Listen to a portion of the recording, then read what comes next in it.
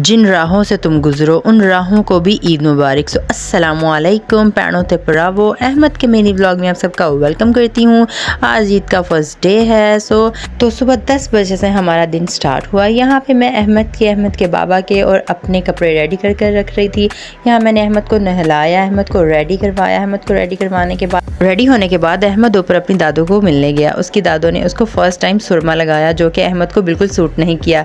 उसके बाद हम लोग नाश्ता करने गए तो सब शॉप्स बंद थी, सब रेस्टोरेंट्स बंद थे, कुछ भी नाश्ते में नहीं मिला। नाश्ता ढूंढते हम लोग रावी से भी आगे चले गए। खैर हमें कुछ नहीं मिला। हम लोग वापस आए।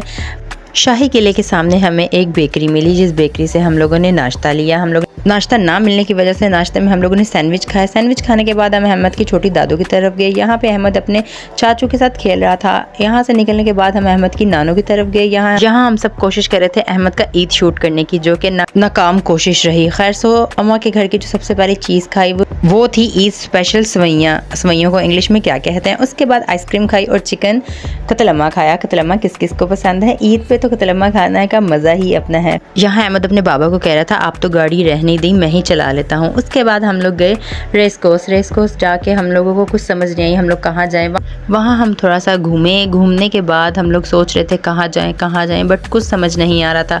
यहाँ पे अहमद अपने बाबा के साथ मस्ती कर रहा था।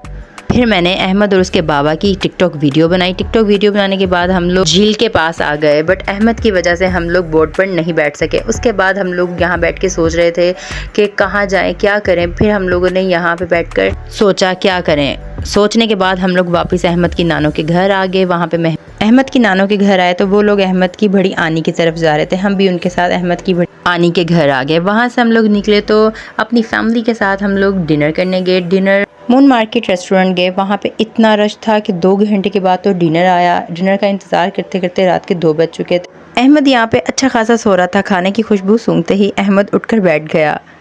उठते ही उसने सबसे पहले कोक पकड़ ली। अपनी आनी की गोद में बैठ के यहाँ पे वो कोक पी रहा था। ये आजकल के बच्चे हैं जो कि दूध नहीं पीते, कोक पीते हैं। इसी के साथ हम लोग घर आ गए। घर आते ही मैं अहमद के कपड़े चेंज करवाए। अहमद यहाँ पे अपने चाचू के साथ खेल रहा था। आज सबसे बड़ी मुझसे गलती ये हुई कि अहमद के मैं सारा दिन में कोई ड्रेस साथ ही नहीं लेके गई थी। एक ही ड्रेस में बेचारा घूमता रहा। मैं उसका पूरा बैग घर भूल गई। इसी के साथ घर आके अहमद सो गया। और जब घर का शरारती बच्चा सो जाए करने के लिए कुछ नहीं रहता। अल्लाह हाफिज़।